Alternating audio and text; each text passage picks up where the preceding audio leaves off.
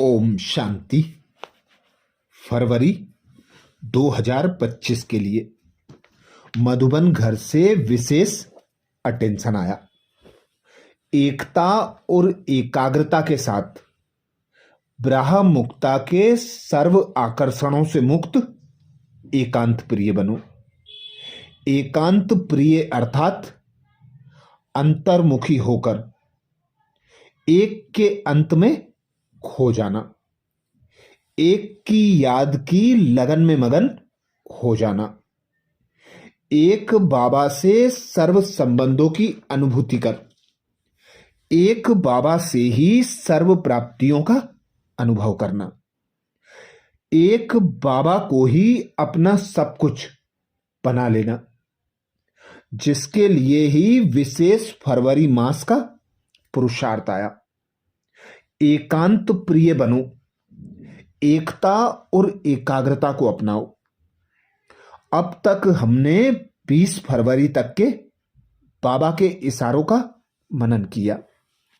आज 21 फरवरी से 28 फरवरी तक का मनन करेंगे। 21 फरवरी को बाबा ने युक्ति बताई। कोई भी सिद्धि के लिए एक तो एकांत, दूसरी एकाग्रता, दोनों की विधि द्वारा सिद्धि को पाते हैं। जैसे आपके यादगार चित्रों द्वारा सिद्धि प्राप्त करने वालों की विशेष 2 बातों की विधि अपनाते हैं, एकांतवासी और एकाग्रता। यही विधि आप भी साकार में अपनाओ। एकाग्रता कम होने के कारण ही दृढ़ निश्चय की कमी होती है। एकांतवासी कम होने के कारण साधारण संकल्प बीज को कमजोर बना देते हैं। इसलिए इस विधि द्वारा सिद्धि स्वरूप बनो, अर्थात एकांत प्रिय बनकर एक लक्ष्य पर अपने मन और बुद्धि को एकाग्र कर। बाबा कहते सहज और स्वतः सिद्धि स्वरूप बन सकते हो। 22 फरवरी को बाबा ने युक्ति बताई। स्वयं का कल्याण करने के लिए व स्वयं का परिवर्तन करने के लिए विशेष एकांतवासी अंतर्मुखी बनो। नॉलेज हो लेकिन पावरफुल बनो। नॉलेजफुल हो लेकिन पावरफुल बनो। हर बात के अनुभव में स्वयं को संपन्न बनाओ।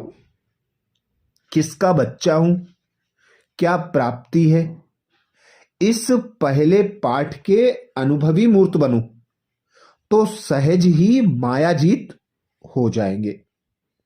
अर्थात मायाजीत बनने की सहज युक्ति। बाबा कहते एक स्मृति पक्की कर लो कि मेरा पिता निराकार परमात्मा सर्वशक्तिमान है, सर्व खजानों का मालिक है, शक्तियों का, गुणों का, ज्ञान का सागर है। उससे मुझे सर्व प्राप्तियां हो रही हैं। तो जब हम उस पिता निराकार परमात्मा पर अपने मन और बुद्धि को बिजी कर लेते हैं तो हमें अनेक प्राप्तियों की अनुभूति स्वतः और सहज होती है। बाबा की याद और सेवा हमें मायाजीत, जगतजीत बना देती है, जिसके लिए विशेष बाबा कहते 2 बातें धारण करो। एक तो एकांतवासी बनो, दूसरा अंतर्मुखी बनो। 23 फरवरी को बाबा ने सहज युक्ति बताई। बाबा बोले जैसे कोई इन्वेंटर कोई भी इन्वेंशन निकालने के लिए एकांत में रहते हैं, तो यहां की एकांत अर्थात एक के अंत में खोना है, तो बाहर की आकर्षण से एकांत चाहिए। ऐसे नहीं सिर्फ कमरे में बैठने की एकांत चाहिए, लेकिन मन एकांत में हो। मन की एकाग्रता अर्थात एक की याद में रहना, एकाग्र होना, यही एकांत है। इसीलिए बाबा हमें पहला पाठ पढ़ाते, तुम एक आत्मा निराकार हो।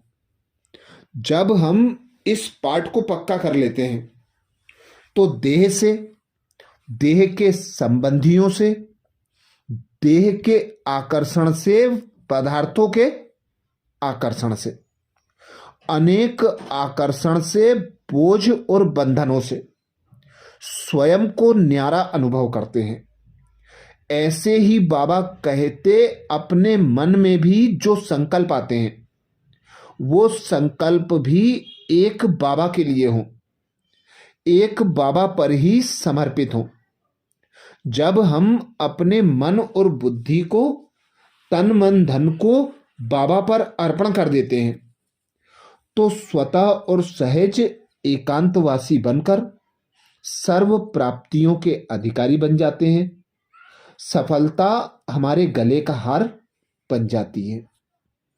24 फरवरी को बाबा ने युक्ति बताई, एकांतवासी बनना अर्थात चारों ओर के वाइब्रेशन से परे चले जाना।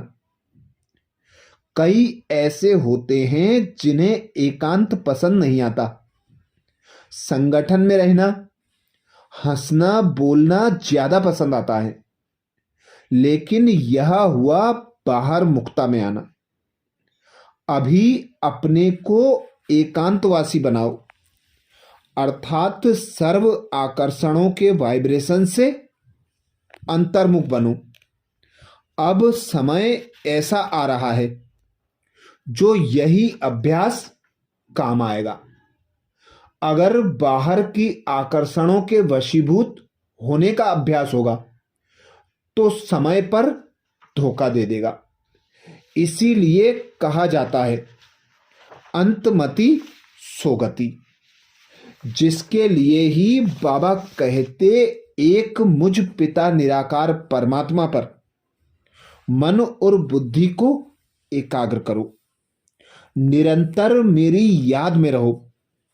जितना जितना स्वयं को आत्मा अनुभव करेंगे, पिता परमात्मा की याद की लगन में मगन रहेंगे, उतना स्वयं को न्यारा और प्यारा, स्वतः और सहज बना सकेंगे। 25 फरवरी को बाबा ने युक्ति बताई, एकांतवासी अर्थात अंतर्मुखी, एकांतवासी अर्थात अनुभवी मूर्त। वर्तमान समय के प्रमाण अभी वानप्रस्थ अवस्था के समीप हो। वानप्रस्थी गुड़ियों का खेल नहीं करते। वानप्रस्थी एकांत और सुमिरन में रहते हैं।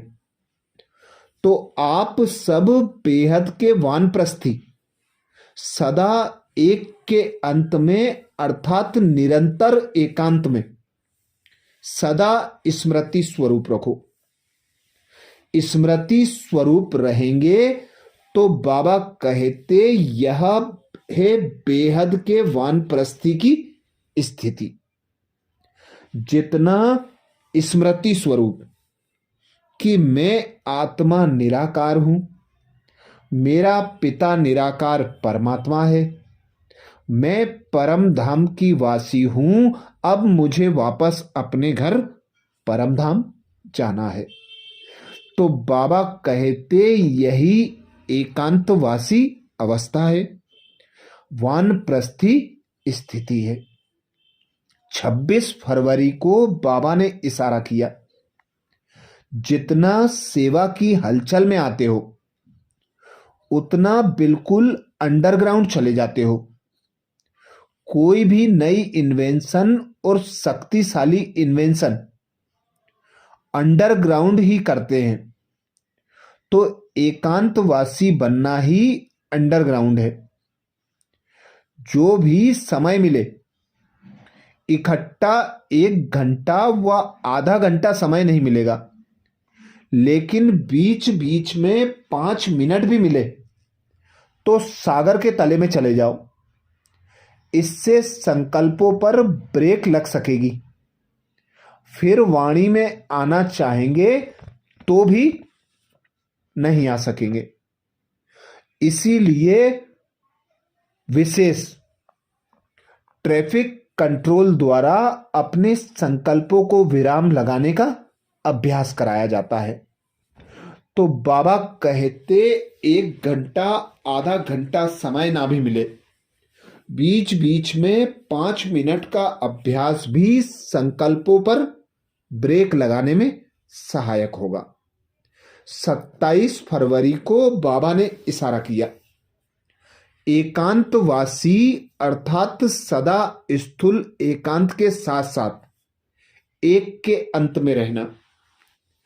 एकाग्रता की शक्ति से किसी भी आत्मा का मैसेज उस आत्मा तक पहुंचा सकते हो, किसी भी आत्मा का आह्वान कर सकते हो, किसी भी आत्मा की आवाज को कैच कर सकते हो, किसी भी आत्मा को दूर बैठे सहयोग दे सकते हो।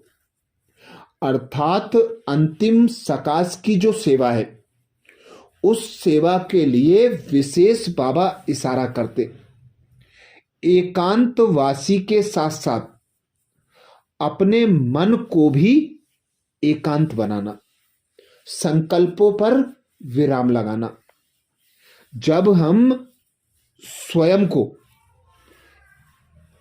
एक के अंत में बिजी करते हैं तो मन और बुद्धि एक बाबा पर ही एकाग्र हो जाती है और हम स्वतः और सहज एकांतवासी अंतर्मुखी बन जाते हैं।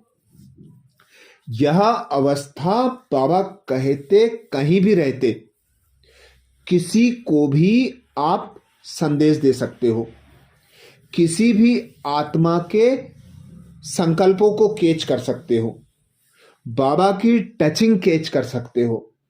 सभी प्राप्तियां बाबा कहते एकांतवासी और अंतर्मुखी से ही हो सकती हैं। 28 फरवरी को बाबा ने युक्ति बताई।